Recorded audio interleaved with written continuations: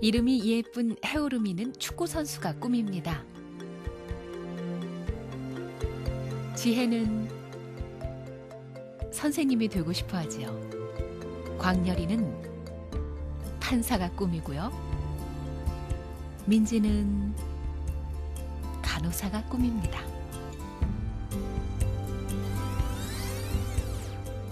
그러나 모든 아이들이 꿈을 이루는 것은 아니지요. 무엇보다 아이들은 자신의 재능이 무엇인지 잘 알지 못합니다. 무엇이 되고 싶다고 해서 그것이 곧 재능은 아니니까요. 자신의 진정한 재능을 좀 더 일찍 알 수 있다면 우리는 훨씬 더 쉽게 행복의 열쇠를 거머쥘 수 있을 겁니다. 재능은 뭘까요?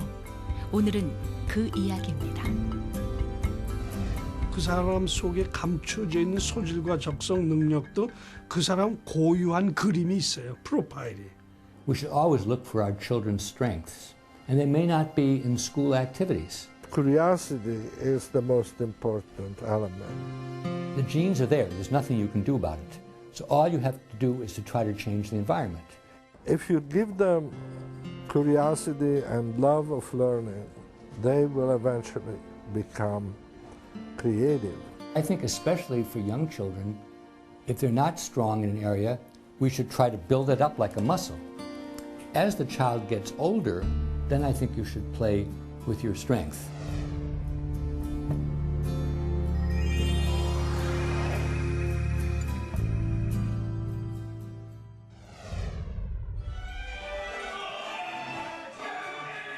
가르쳐주지 않았는데도 음악만 나오면 손발에 박자를 맞추는 철이.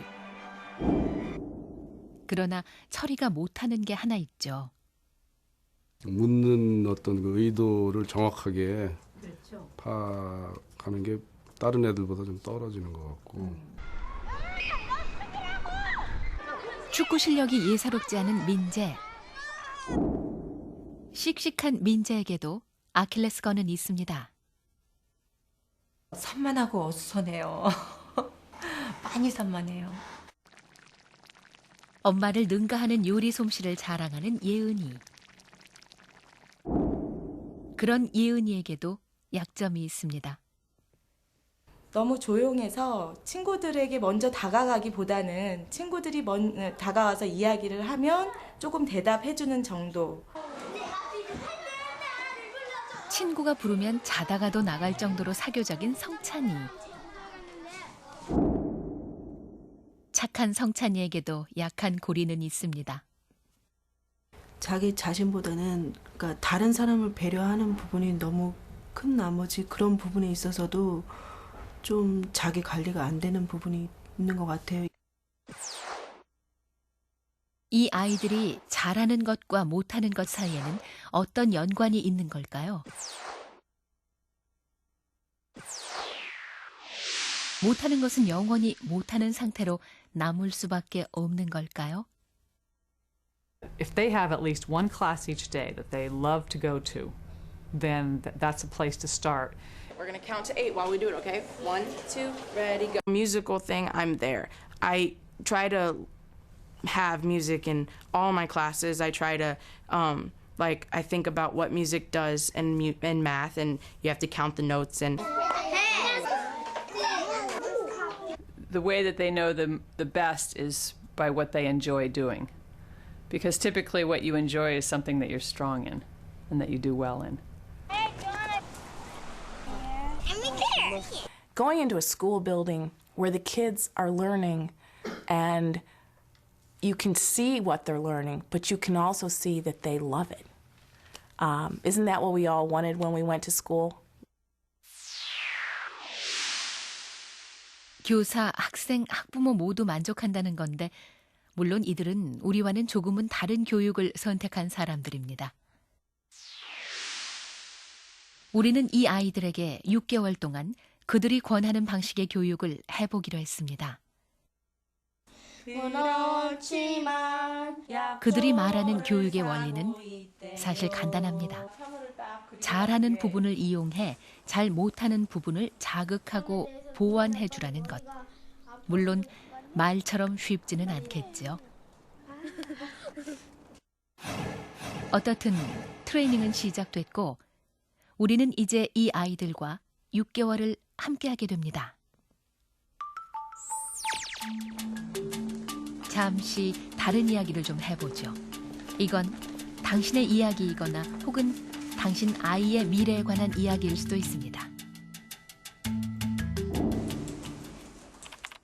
이들을 만나기 전 우리는 직업과 적성에 대하여 인터넷 설문조사를 했습니다.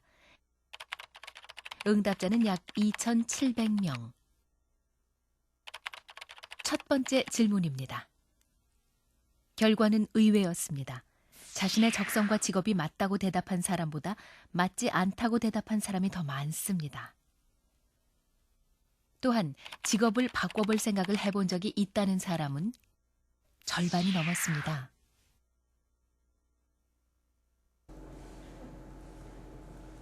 자신의 직업에 불만을 느끼고 있다고 대답한 사람 중 비교적 불만도가 높은 8명을 초대했습니다. 이들은 모두 자신의 직업에 대해 심각하게 고민하고 있고 늘 이직을 생각한다고 했습니다. 그런데 의외로 이들이 하고 있는 일은 누구나 한 번쯤은 꿈꿔봤을 그런 직업들입니다. 막상 제가 현장에 가서 일을 해보니까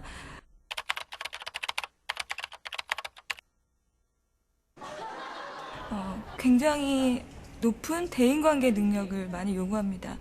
사실 그 현장에서 고민도 많고 또 개인적인 만족감도 그리 높지가 못한 것 같습니다.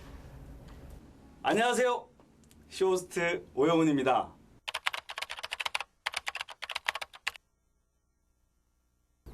지금 쇼호스트 양성 학원이 있습니다. 그 양성 학원에서 지금 몇 개월 수료를 했고요. 자연과학을 공부하는 것이 상당히 저의 적성에 꼭 맞는 일은 아니었기 때문에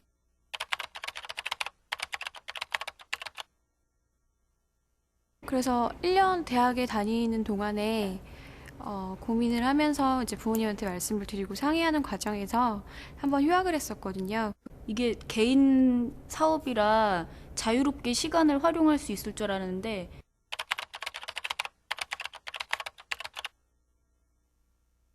오히려 회사 다닐 때보다 그게 더 시간을 많이 소비도 하고 몸도 너무 안 좋아지는 거예요, 점점. 교사, 연구원, 개인 사업가, 그리고 예비 의사. 누구나 쉽게 가질 수 없는, 아니 오히려 부러워할 직종임에 분명합니다. 그럼에도 이들은 왜 이렇게 자신의 직업에 만족하지 못하는 걸까요? 이들을 대상으로 다중지능 테스트라는 것을 해보았습니다. 다중지능, 아직은 좀 낯선 말이죠. 일종의 지능 테스트라고 생각하시면 됩니다. 자신은 미처 인지하지 못했다 해도 그가 가진 성향을 통해 그의 강점과 약점을 분류해주는 겁니다. 직업이 불만인 이들의 결과를 한번 볼까요?